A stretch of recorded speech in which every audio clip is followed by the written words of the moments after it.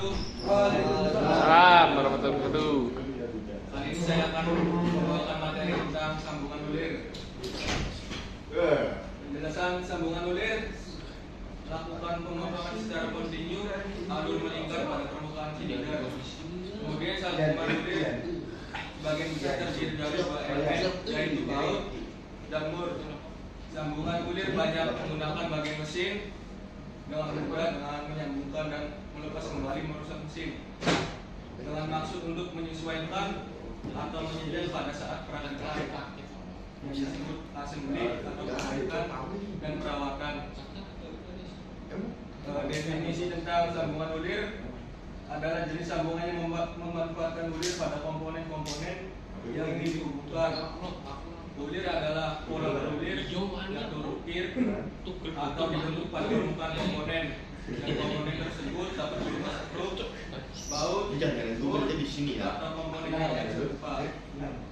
Fungsi utama sambungan ulir adalah untuk menghubungkan dua atau lebih bagian dengan cara yang kuat dan aman melalui prinsip mekanisme putaran.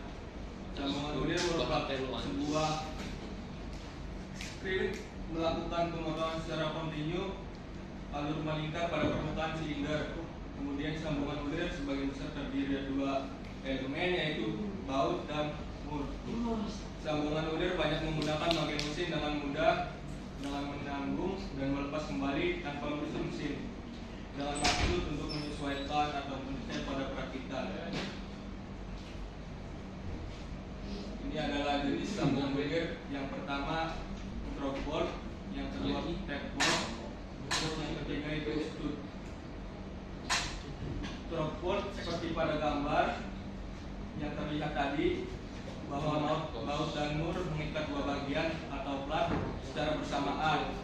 Jenis baut ini sangat berfungsi pada baut mesin, baut pembawa, baut otomobil, dan lain-lain. Tape bolt seperti pada gambar yang tadi, ulir masuk ke lubang tape pada salah satu bagiannya, kemudian dapat mengencangkannya tanpa mur. Terus yang ketiga stud, itu pada kedua ujungnya berulir. Salah satu ujung ulir masuk ke lubang tape, kemudian mengencangkannya, sementara ujung yang lain diikat dengan mur. Terus yang keempat ini ulir yang sama sejenisnya dengan tape bolt, tapi berukuran kecil dan variasi dan bentuk kepalanya. Jenis-jenis sambungan ulir berdasarkan bentuk ulir. Ulir segitiga, jenis ulir yang paling umum digunakan, memiliki profil segitiga pada permukaan bintangnya. Terus yang kedua, ulir trapesium, memiliki profil trapesium, sering digunakan pada mekanisme yang memerlukan gerakan bolak-balik. Yang ketiga, ulir bulat, memiliki profil bulat, digunakan untuk aplikasi yang memerlukan penyetelan halus. Berdasarkan jumlah jalan ulir, ulir tunggal hanya memiliki satu alur ulir. Ulir ganda memiliki dua alur. Terus yang ulir rangkap memiliki lebih dari dua alur ulir. Keunggulan dari sambungan ulir: yang pertama, kekuatan tahan. Sambungan ulir dapat menahan daya tarik dan tekanan yang tinggi dan memastikan ketahanan yang kuat. Terus mudah dipasang dan dilepas. Proses pemasangan dan pelepasan sambungan ulir relatif mudah dengan menggunakan alat yang tepat. Yang ketiga, ketersediaan dan fleksibilitas. Sambungan ulir tersedia dalam berbagai ukuran dan bahan menawarkan fleksibilitas yang tinggi. Yang keempat, tentang efisiensi biaya. Sambungan ulir biasanya lebih murah dibandingkan dengan metode pengencangan lainnya. Aplikasi sambungan ulir terdiri dari 4 macam. Yang pertama di industri otomotif, digunakan untuk mengukur komponen mesin, roda, dan bodi kendaraan. Terus industri konstruksi, digunakan untuk memasang struktur baja, beton, dan kayu. Yang ketiga, industri elektronik, digunakan untuk menghubungkan komponen elektronik seperti papan serbuk.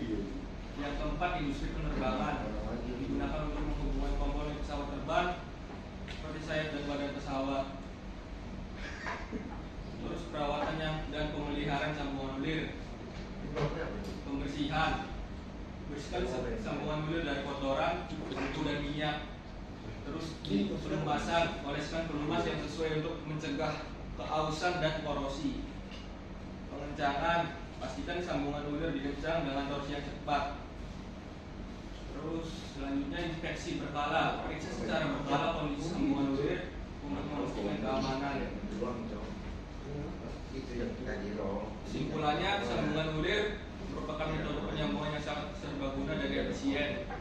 Keuntungannya yang banyak membuatnya menjadi pilihan populer dalam berbagai aplikasi. Namun penting untuk mempertimbangkan kelemahannya dan memilih jenis ulir yang sesuai dengan kebutuhan dan kondisi lingkungan agar sambungan dapat berfungsi dan berlaku optimal. Terima kasih. Apakah ada yang ingin bertanya?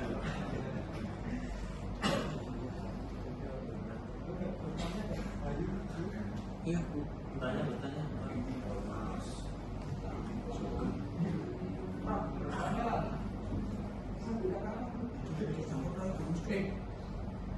Chris, ulang dari awal, Chris. Harus lihat lihat. Kira makanya saya melihat saya.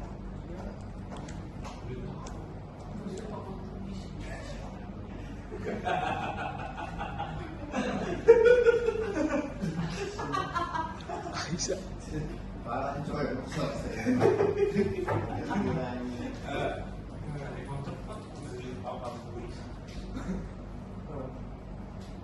berarti ada dua kok. Itu perawatannya aja, perawatannya.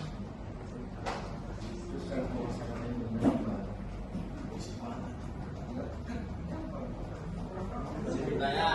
Yo, monggo Mas Aksa. Itu kan ada trokbol, tabol, sama apa setan. Ya, setut.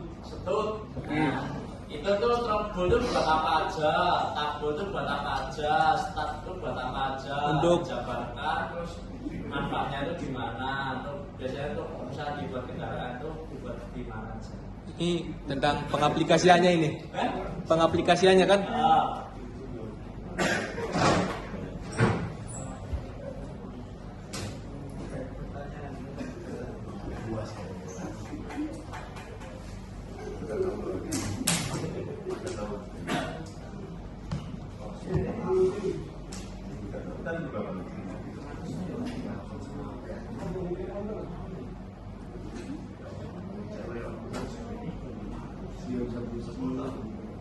Gimana Mas?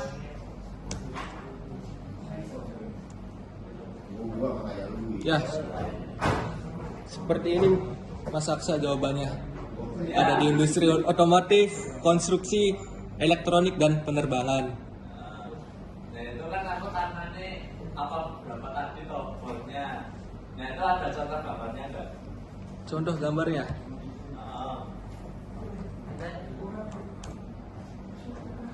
Seperti ini Mas Aksa. Oh ya wes, udah. Oke. Yang lain monggo. Silakan. Mas, alat apa aja yang bisa membuat kulir? Oke Mas Ijlal.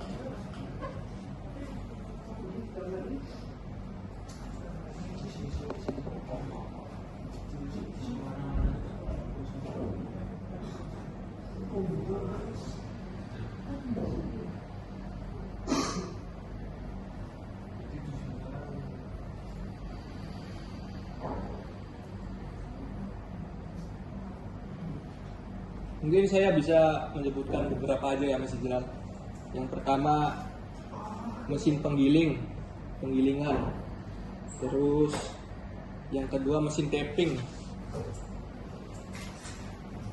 Dan yang ketiga mesin CNC. Kalau untuk alat yang manual,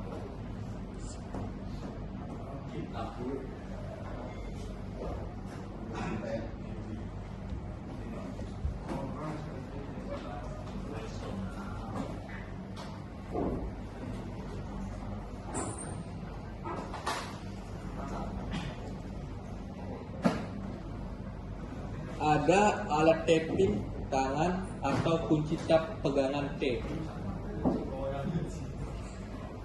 Mas, terima kasih. Oke, sama-sama.